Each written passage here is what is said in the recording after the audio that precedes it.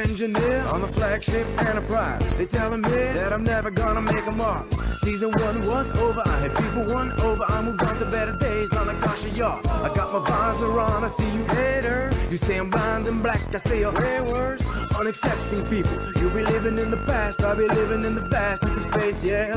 Warp 9.999 with these bars that I fire when I rhyme, yeah. You can't see me, even if I'm glowing blue. I be beaming, transport a room. Scotty got my back, but he be telling me to lie about my greatness. But the fact is I'm famous. My universe and my verse hit 50. 50.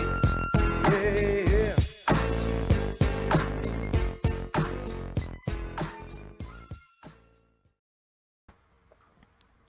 That was Trek on the Tube with Can't See Me. I want to thank Sean for providing that clip.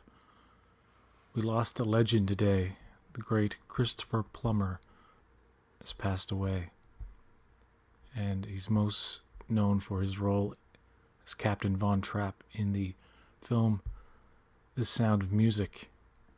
But if you're a Star Trek fan, you might know him as General Chang. Probably the second best Star Trek antagonist in any Star Trek film. He lived a very long life, and he had a very, very varied career. He's played many roles. Like, there's a role, I think it's Murder by Decree, it's called. It's a Sherlock Holmes film where he's very General Changish. He's much like his character in Star Trek 6. If you can find that film, I saw it a long time ago. But there's a part in the courtroom, I think, where he's arguing with two men, and it sounds just like General Chang. Same kind of inflections. So yeah, it's sad when we lose somebody like this. There's also a Canadian show he was in called Counter-Strike. Not a lot of people know about that. He was also in Knives Out. He's a pretty good role in that. So yeah. May he rest in peace. Now, moving on to some lighter stuff. I have an interview with Starfleet Boy. The full interview is going to be up tomorrow. But I wanted to give you all a preview today. But first, a word from our good friend Orson. The taste of French champagne has always been celebrated for its excellence. There's a California champagne by Paul Masson, inspired by that same French excellence. It's fermented in the bottle, and like the best French champagne, it's vintage dated. Paul Masson's superb taste shouldn't be too surprising. This champagne doesn't come from France, but it was created by a man who did, Paul Masson. Paul Masson will sell no wine before it's time. With me today is Starfleet Boy. He has a channel on something called YouTube. What made you get into this YouTube thing? I saw a YouTube channel talking about Star Trek that really sucked, and I was like, well, YouTube I've been on for many years. I've been on YouTube since since before Charlie was so cool, like, and that kind of stuff. I've had a channel, but I created a Star Trek channel specifically because I saw a YouTube channel that sucked. It was like the worst Star Trek YouTube channel ever, and I was like, I can do better than this. So that's how it started, basically. And what was the first video that you put on your channel? My first video was, I had thought about what I wanted my YouTube channel to be about, and it came to me that I wanted to just recreate this experience I had when I was in high school, where I just gathered with my friends, and then at that time it was like every day during lunch, and for like half an hour, 45 minutes, whatever, however long lunches were, I forget, we would just talk about Star Trek. So one of those friends and I got together and did the first episode, which was Encounter at Farpoint, the very first episode of Star Trek: The Next Generation. And we chose it just because we could have started with the original series, but we both knew TNG so well that we felt we didn't have to do any planning to talk about it. So that's how that came about. 178 episodes.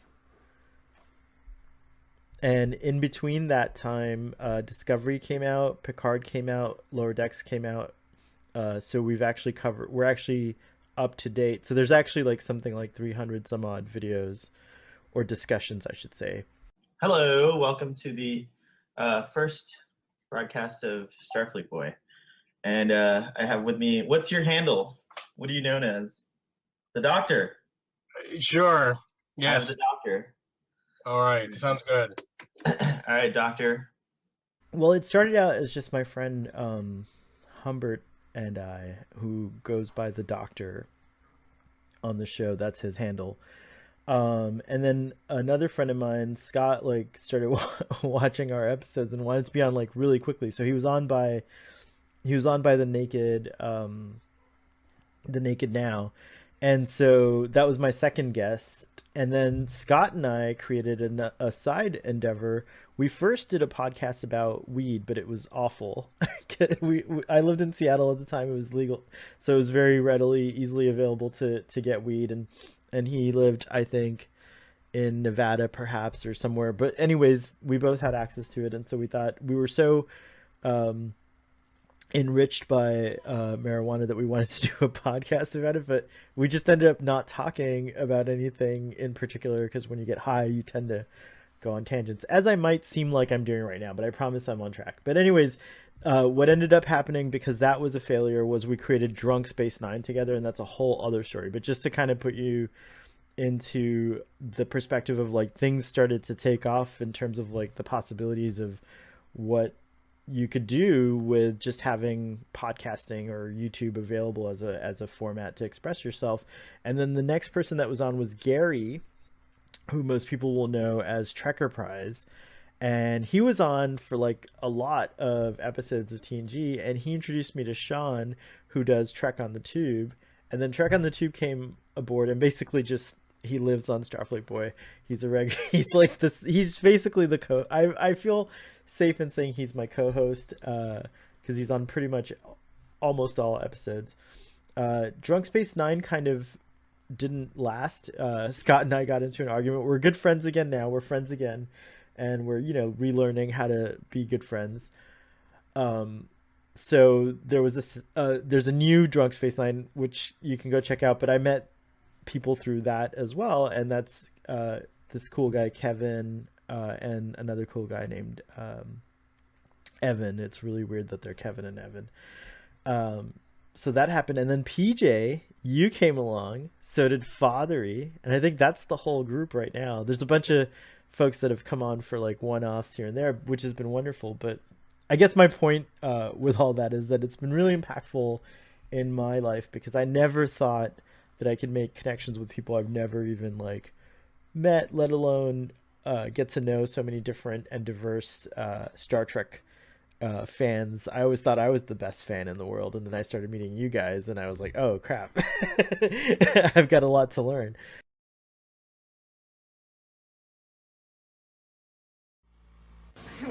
I'm here at Paul Masson's Chateau in California. Almost every night here there's a wine tasting party, and one of the favorites is Paul Masson Chablis.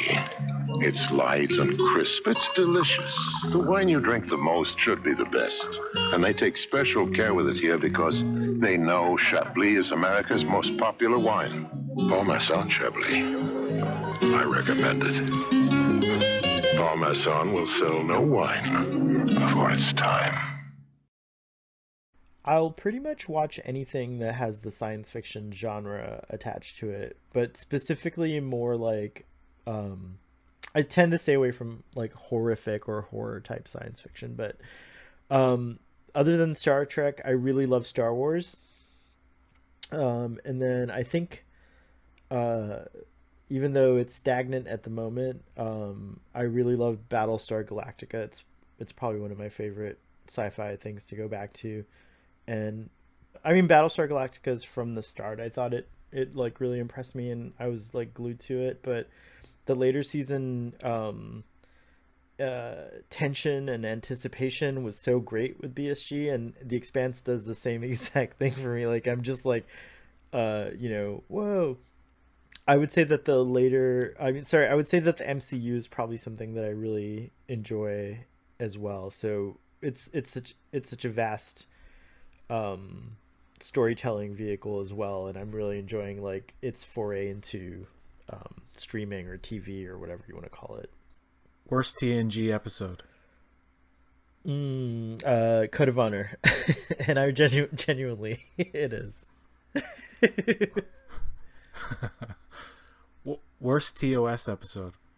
I would pick the one with the Red Hour, the Archons, probably. But I don't think that's true. I think there's a worse episode coming, but I just can't remember. And so far I'm really enjoying season 1. Like I honestly, that was a tough. I think saying that answer was just because I felt forced to.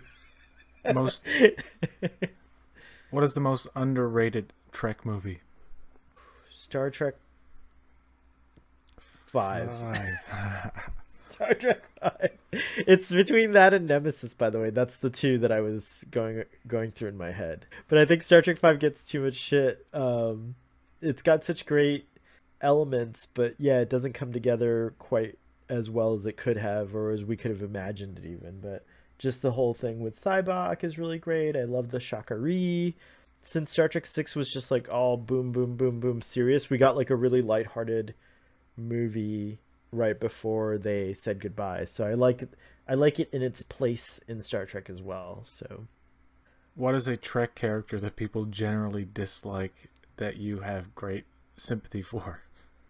Michael Burnham. I've never noticed so much indecision or varied opinions about a character before Michael Burnham. And I'm not even talking about just what you see on Twitter, just like among my Star Trek friends, people that like who I talk to on a regular basis about the show, that you don't see those conversations online, found her to be either really great, really terrible, just like everything across the gamut. But I like her a lot, and I have a lot of sympathy for the character. I discovered Sonequa Martin Green through Michael Burnham, so I really love her performance style, and it's caused me to actually go check out a show that I had no interest in, which is The Walking Dead. So it didn't last. Sonequa was not enough to keep me interested, but I did check it out because of her. So yeah. So on your channel now, you're currently reviewing TOS episodes and doing Starfleet Boy After Dark. Any plans for 2021? Yeah. So I definitely have been very inspired by, some of the creators that are in, I guess you could say, like the same Star Trek, solar system. And so I want to try to do films, like kind of like what you might be doing with this project, just something that's like pre-edited and like has like a beginning, ending, and like a message or a script, or maybe even do some like just fun things like that. One thing I really love is the script readings that people do, and I had a lot of fun doing that on Starfleet Boy After Dark. So another thing I'd like to do more of this year is live script readings, but where the group of us that agree to do it, like maybe do a rehearsal in advance or something like that, so that when we go live, we're not like just winging it completely. But who knows? Like it could just. And you've done everything live, haven't you? Yeah, actually, there's very few. There is an episode called Starfleet Boy Academy. It's something I experimented with. It was only one episode, and it's about Gene Roddenberry. It's kind of fun. I'll send you the link to that. And then I think I did one pre-recorded video when I was going on a short hiatus, just to let my audience know. But other than that, yeah, everything's been live, or sorry, I should say unedited, because we used to do when we started with TNG, YouTube didn't really have a live function that I was happy with at the time. So I would pre-record those and then just upload them unedited. So technically it's whatever would have been live, if that makes any sense. Starfleet Boy, I want to thank you so much for this interview and allowing the audience to get to know you a bit better. And YouTubers don't do this enough. We don't try to like have intimate conversations about the deepest, darkest secrets in our personal life. It's true. No, I'm joking, but we'll keep that. We'll keep our personal lives personal, but our Trek lives are intersecting on this thing called YouTube, and it's a great gift to all of us. And I'm glad to be a part of it and to be a part of the Starfleet Boy After Dark crew. Awesome. Well, thank you. This was actually a lot of fun. I didn't know what to expect when I was coming into it. I mean, I know you, so I trust you, but I didn't know how it would go. But I'm excited about this. And what you said, I just want to say, like, it's totally true. You don't see enough of this. So thanks for doing it, PJ. And thanks for picking me as your subject. I look forward to seeing more series like this. Happy TQIF, everyone. And just stay tuned right after this for Text Trek and then Starfleet Boy After Dark, continuing our hashtag TQIF. Thank you. It's Friday celebrations.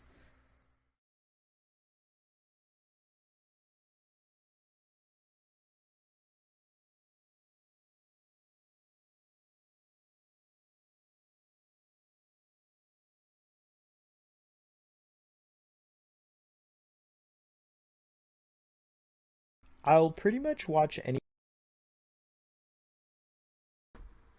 Oh, I had a little technical glitch there. Sorry about that. Yes, that is just part of my interview with Starfleet Boy. The rest of it, the full 25-minute interview, will be up tomorrow at 4 p.m. Eastern Standard Time. Now, if anybody here has not seen the latest episode of WandaVision, well, first of all, you've probably been spoiled if you've been on Twitter, because after the episode aired, like right after, the big spoiler was trending, like right out in the open. They resolved that later, but still it was a little, I mean, I guess if you want to avoid any kind of spoiler for any big show, you need to stay off Twitter altogether, unless you've actually seen it. But joining me right now is Starfleet Boy. How's it going, buddy? Did you like that little interview? Yes. Oh, hold on. Can you hear me? Yes, I can hear you, yes. Okay, cool. Sorry, I was still futzing with the We're live, bro. futzible things. It was weird watching myself being interviewed, but it was awesome at the same time. Thank you. That was a really nice piece. It was edited beautifully, and I liked all the little things, especially the Paul Masson. Oh, here we go. Now it can sound better. Especially the Paul Masson part. That was awesome that you put that in there. And thank you for everyone who's in the audience who watched, including myself. It looks like everyone's ready for spoilers. I haven't watched WandaVision yet. Well, bye, Felicia. No, I'm just kidding. No, I'm not kidding. You shouldn't stick around if you don't want spoilers. It was like, the weird thing about what happened in the episode, before I even talk about what it is that it's tiny yet so significant for the future of not only the MCU but other things that I did not expect. That's Earl Grey Trekkie broke down some really cool theories earlier in our chat, and I watched Screen Crush, Ryan Erie. I like his takes on things. And he gave a really good kind of breakdown, but I'd rather hear what you think, because you're into the Marvel Universe, so I want to know what you're... Well, let's not jump into the end just yet, but okay. The opening was reminiscent of a few 80s sitcoms. First and foremost, Family Ties, but also Growing Pains. Baby? Without and Growing Pains, yes. Well, it's true. Yeah, okay. But, yeah, the painting part was all Family Ties, and then the pictures were very Growing Pains, which, how does Growing Pains go? That one goes, Show me that smile again. Again. Yeah. Don't waste another minute on your crying. There's also a little tribute to the opening for Full House, where they're kind of in the park, on the grass, which the there's an Olsen connection there because Whatever her happened to her older sisters played predictability? Michelle in that sitcom. That's true. I forgot that she's that Olsen. That's right. She's the same Olsen. I always forget. She's the younger sister or the middle child. I think I don't know how many Olsens there are. There's if I recall correctly, there's 6. She's one of 6. So what did you think of Wanda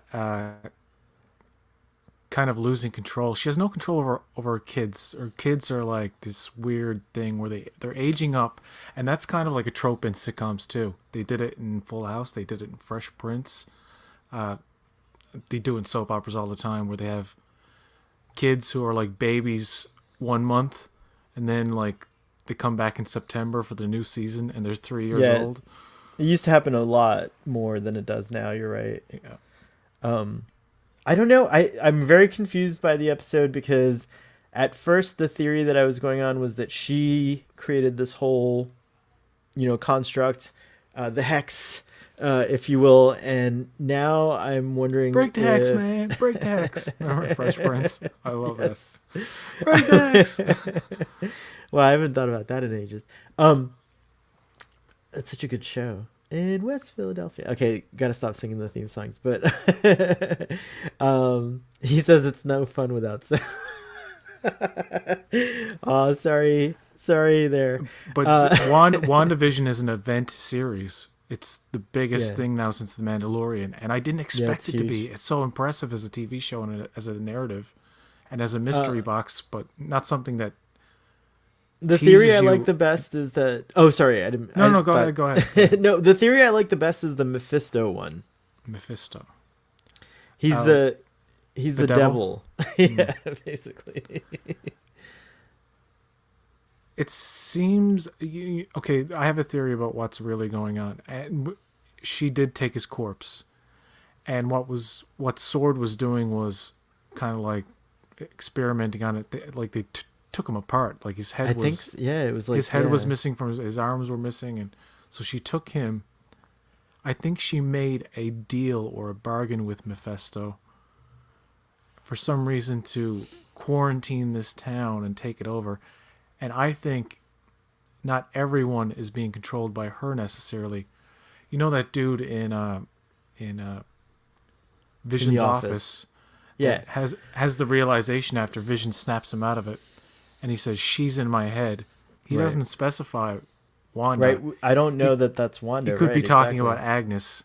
I think Agnes is doing some things, and there's a familiarity between her and Wanda where she's like, "Can we take it from the top again?" It's almost like that was weird. And Vision is not dumb. He knows. He's knows something's up. And I like how it got to a boiling point, and they're like almost fighting each other, like physically fighting. And it's like, calm down. Doorbell rings. You know what was going through my mind? That was cool too, by the way. Pietro showing up. Pietro, that crossed my mind for a fleeting second. I was thinking, okay, it might be Aaron Taylor Johnson, but I thought it might be Evan Peters, and then these are like split-second thoughts, and I'm like, "Enough, that's stupid." And I immediately settled. I was like, "Yeah, it's Doctor Strange, man. It's Benedict Cumberbatch," and he's gonna be like, "Wanda, I'm here to help you," or some shit. That's not gonna happen till the movie. I think this is gonna lead into. I have a feeling this is gonna lead into. Hey, Fathery. That's what it's gonna lead into. Is hey, Fathery. So, You're what's up. cool. To finish my thought, I was gonna say I think it's gonna lead into Doctor Strange. The show will. When does Doctor Strange come out? 2022, I believe. Oh, maybe it's not. filming Maybe I'm right wrong. now. It's filming right now, so I don't know. But the events could possibly lead into. I thought it was gonna be this summer or something like that, but yeah. No, They might be setting some multiverse stuff up here, though, is what I think. I don't think that they're going to be merging like all of the 20th Century Fox mutants because, like a lot of those people are too old. Like Hugh Jackman's kind of retired. Like they're going to want to have Wolverine in the MCU. I think what they're doing is they're doing a multiverse thing. Yeah, that's pretty clear. Well, they started doing that with Spider-Man. with what's his face, Jake Gyllenhaal. But they didn't though. Like all of that was like fake multiverse. Yeah, that was a scam. Oh yeah, you're right. But there. they look, they kind of totally introduced forgot. the concept that the way. concept of it. Yeah, it's true. So now the audience is familiar with it. Yeah, good point. Good point. And I think that the Sony movie Into the Spider-Verse probably did a lot to help catch up a lot of the mainstream normie audience who's not familiar. And then you also have the distinguished competition, as Stan Lee called them, DC. He'd always like call them the distinguished competition. He'd capitalize the D and the C. But, they just did their big CW multiverse Crisis of Infinite Earth crossover thing recently. So audiences are used to these wackier, bigger, crazier comic booky ideas that, years ago, studio executives would have been like, are you crazy? We can't have like multiple Quicksilvers on a TV show. Like that'll confuse the shit out of people. So I think they're going to do some multiverse stuff here. And then, they could easily tie it into the Doctor Strange movie and probably the Spider-Man 3 movie. So Pietro, technically this Pietro means it's the first X-Men from like that universe to cross over into the Marvel universe, right? The right. MCU, I guess. Okay, cool. So I think they're going to be like, oh yeah, there's like a 20th Century Fox universe over here where all these mutants were hanging out. So it's strange that they did that first though, that like they brought in like one of those mutants before they like established their own. But I guess they've always had Quicksilver and Scarlet Witch, even though they're not mutants in the MCU. They're not. They're miracles, and they're not explained. But I guess Wanda's power here comes from the Infinity Stone, is what right. What was said in the episode, and then also they even go so far as to say like she doesn't have any other name. She's just Wanda. Like she's not known as the Scarlet Witch, obviously yet. So they never said Scarlet Witch in the MCU? I don't think I guess they haven't. Yeah, I can't think of any time, but I had never noticed that until they pointed it out to me, which kind of disappoints me. I wish they wouldn't be scared of like saying stuff like that. Like they're like always scared like the names are gonna sound too corny. Like no one cares. Like just start calling yourself the Scarlet Witch. Like no one in the audience is gonna complain about it. What was the devil character you said? What, Mephisto? Yeah, that's the dude that he was talking about. Yeah, I think that might be Agnes. I think Agnes is in on it. That's they made a big deal out of Agnes at like the very, very beginning. And we see a lot of her. They keep reminding her that she's there every episode. I don't know if it's Mephisto. I don't know. Like, I think it might be like a woman villain if it's appearing as like this woman avatar. But I mean, it could be anything. It could be Loki for all we know. I don't know. But yeah, what if it was the Thor, what's the actress from the Thor Ragnarok? She played Hela, but I can't remember the actress's name. Oh, Kate Blanchett. I'm wondering, like, she might be a possibility just because, like, she's still alive. I know, but like, her whole thing was death. She's like the goddess of death, so she'd be like maybe like bringing back like Vision from the dead. Well, and then isn't Death a character in the MCU as well? Because but Thanos, they didn't write Death in her. They ignored that. Yeah, they ignored Death, but that was the whole thing in the Infinity.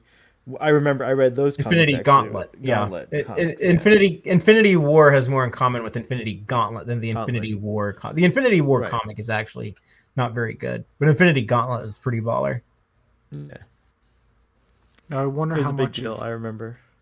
I wonder if you'll see Evan Peters very much in the next episode, and will he do one of those like things that he did in the X-Men movies where he makes a save in that kind of slow motion music video kind of way that they do. That's a really expensive effect. I don't know if they'll do that, but the best thing about WandaVision is that it really is a movie. It's a miniseries. There won't be a second season. This is its own thing. Like it will have a definitive conclusion. So when you go back, you can just watch it as like a 5 or 6 hour movie, I guess. Oh, that's why you're calling it that's why they're calling it like an event, like a television event. Well, it's a miniseries, yeah. And it's an event because it's just so hyped. I mean, it's so popular, and it turned out to be so much better than I thought it would be. I mean, I knew it was going to be decent. Yeah, I had no idea it was going to be this good either. I never doubt Kevin Feige. He can do anything. There's been so many things he's accomplished that I never would have thought would have been possible. Just like I never ever doubt him. It's because he's a Trekkie at heart, and he bases everything. He is, on, yes, he is, and he bases everything on All Good Things. The episode of TNG. That's like his like inspiration, I guess, for Endgame. I think someone was telling me. Yeah, he mentioned that in a comment at one point. She's always making those jokes about her husband. I think we did see him. He's the black guy, right? Was he? Yeah, he was sawing the wall in the last. Yeah, episode. and we saw he was at the meeting at the library. Oh, that's right. That's right. But we didn't know it was Ralph at that point. At that point, this show is so wild. There's so much going on. There's it's such an insane show. Tell me more about Rambo. What is it? Monica Rambeau. Hold on, sorry, I didn't hear that. Monica Rambeau. Is PJ on mute or is it just me? It's just it's you. Me. Oh damn it! Okay, PJ, what's her name? Monica Rambeau. You're doing it on purpose. What is going on? He keeps saying Monica Rambeau. Oh, thank you, Monica. He said it like 5 times. I hate these headphones with a passion. I know, they're terrible. They're the worst. No one should ever buy those Apple, whatever they are. Please do not buy the Apple headphones. No one buy them. They're crap. I'm sorry. I am sorry, Apple. I hate them. I hate them. Just like Anakin hates the sand people. Anyways, Monica Rambeau, she's also a superhero, right? Yeah, Later? she was Photon in the comics.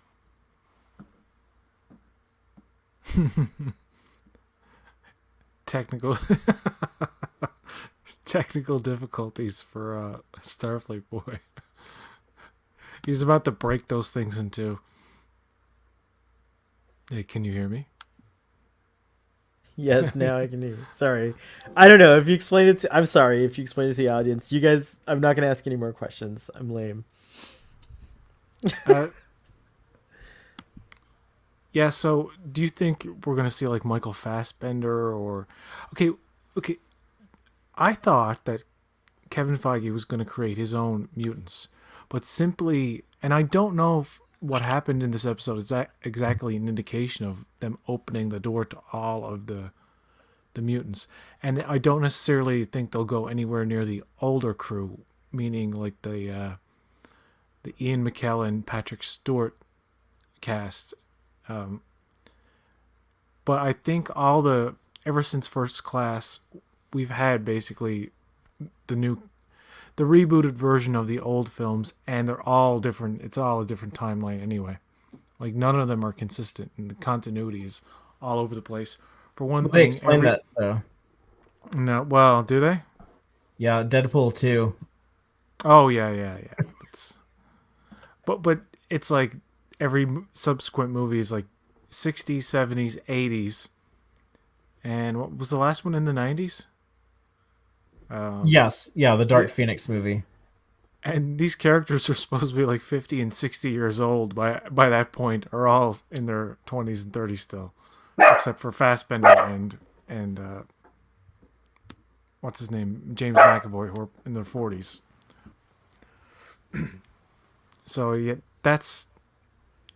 I don't mind if they come over to the MCU and the MCU makes a bit more sense of them and keeps them a little bit more consistent.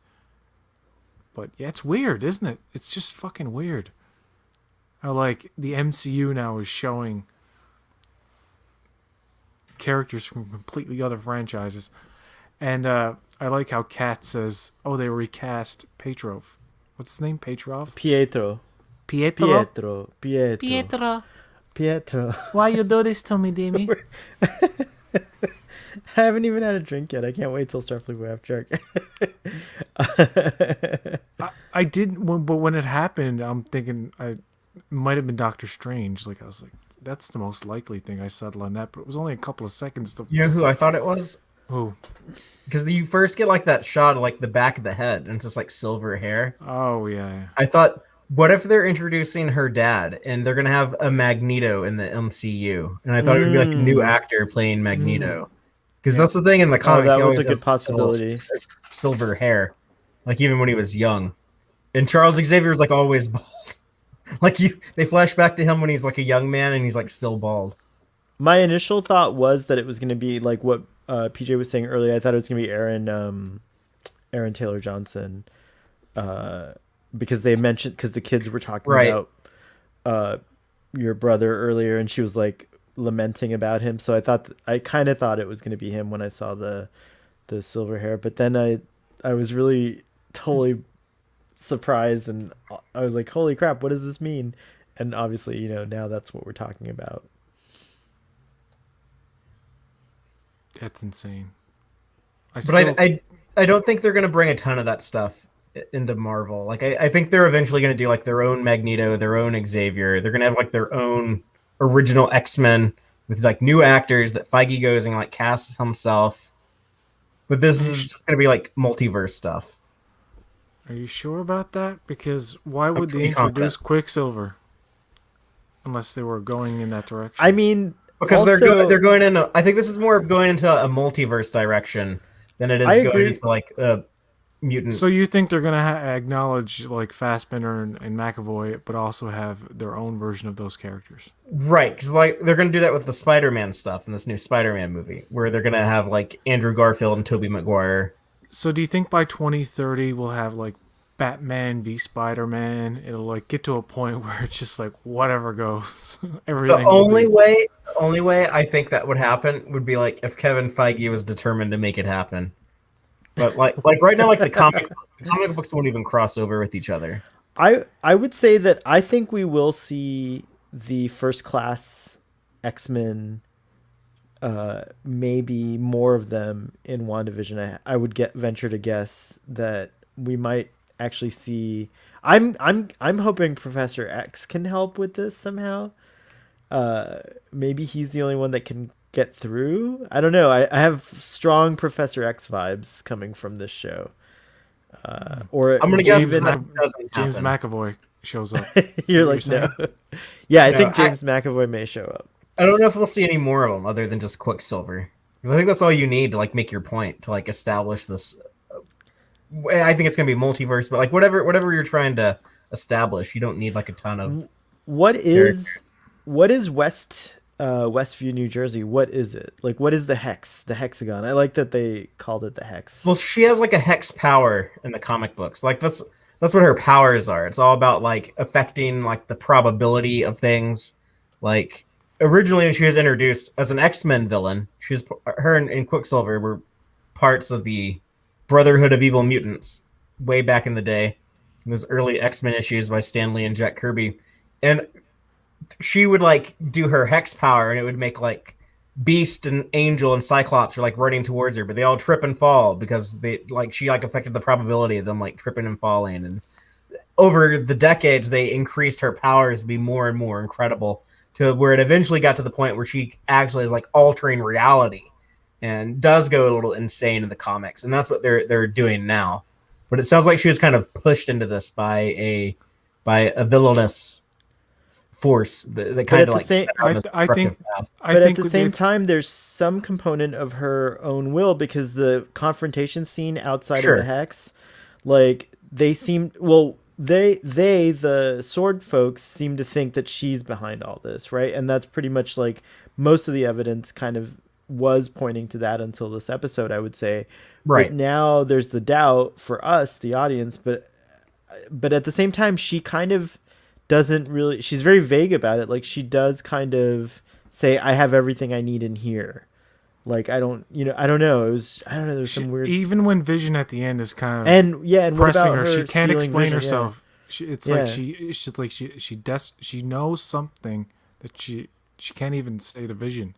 It's like it's almost as if she reveals anything, something bad will happen. It's like she's made a deal of some sort.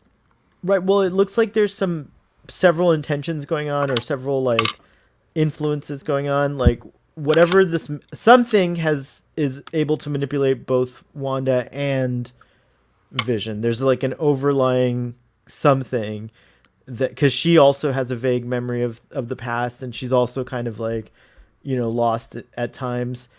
Vision has that too, and it's not her, I guess, that can control him, although she does in this episode, right? Like she does a little bit, but no, I don't know. no, she doesn't.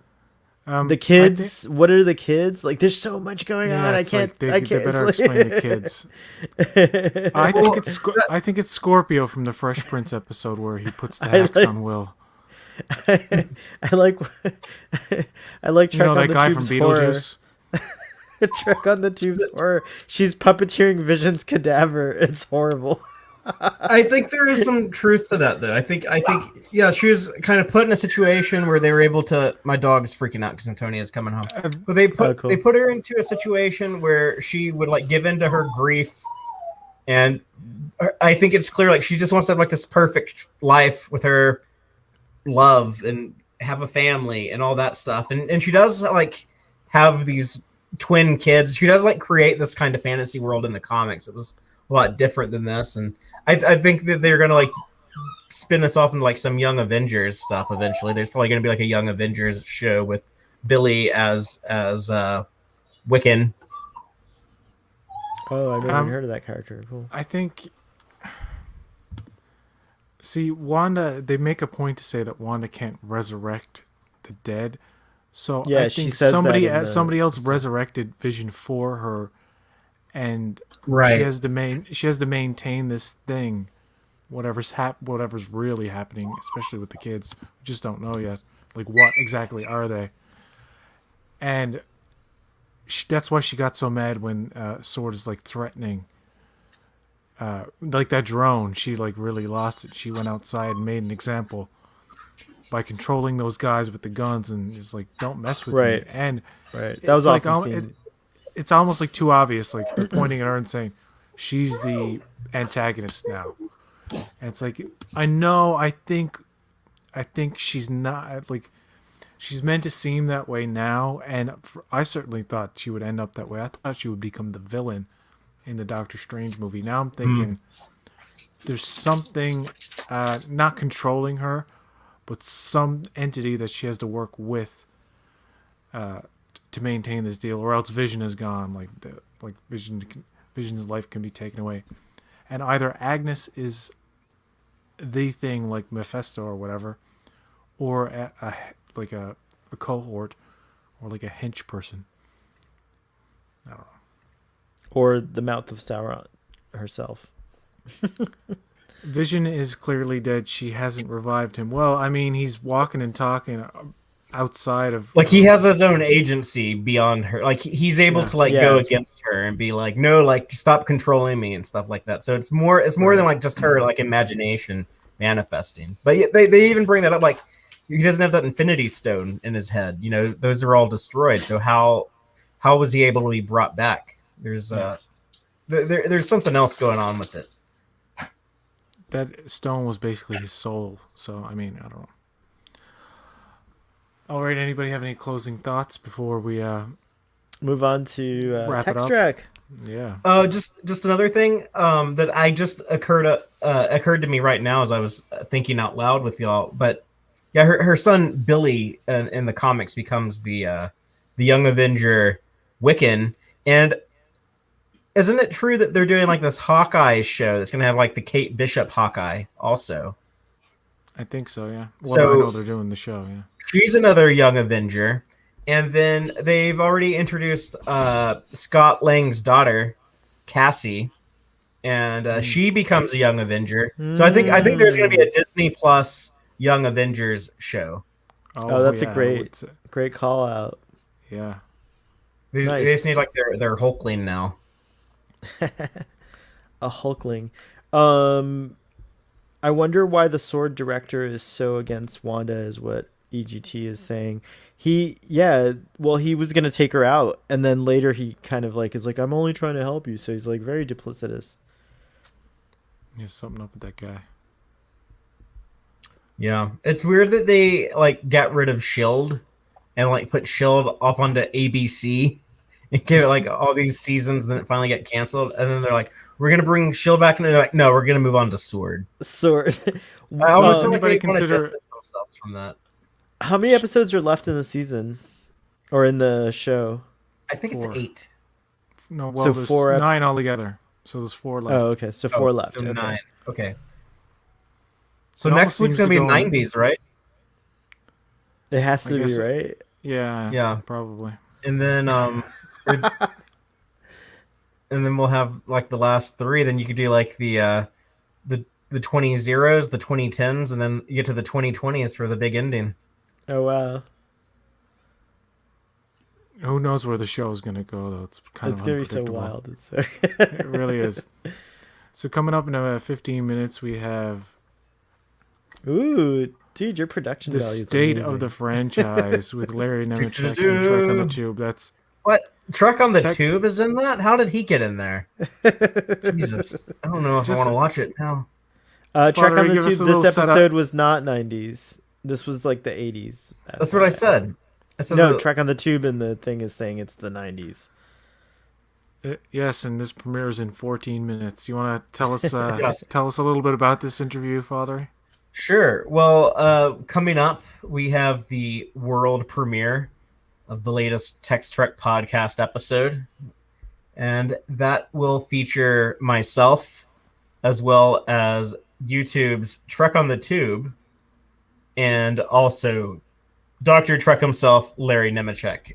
We're going to be discussing the state of the franchise. It's something we've done on Text Trek before over the years. We will on occasion just take a moment to assess the state of the franchise. Kind of like how a lot of times in February in the United States, the president will do like a State of the Union address the first week of February. It's kind of like that, except for us, it's going to be a state of the franchise. There's a lot to talk about coming off of 2020. You know, we had 3 shows last year. It's never happened before. 2021 is a crazy year. There's a bunch of new stuff ramping up in production, but, you know, COVID delays and all of that craziness. And new animated content with Prodigy on Nickelodeon, lots of new unprecedented things in Star Trek. We also talk about just how to contextualize this 55-year history that's so unique to the Star Trek franchise and how to present that and think about that and use that today in 2021 with both the familiar audiences as well as new audiences. So just an overall kind of look at the current state of the franchise. I can't wait to listen to that while I cook some food. Starfleet Boy, what do you have planned for tonight after the Text Trek epic interview with Larry Nemechek?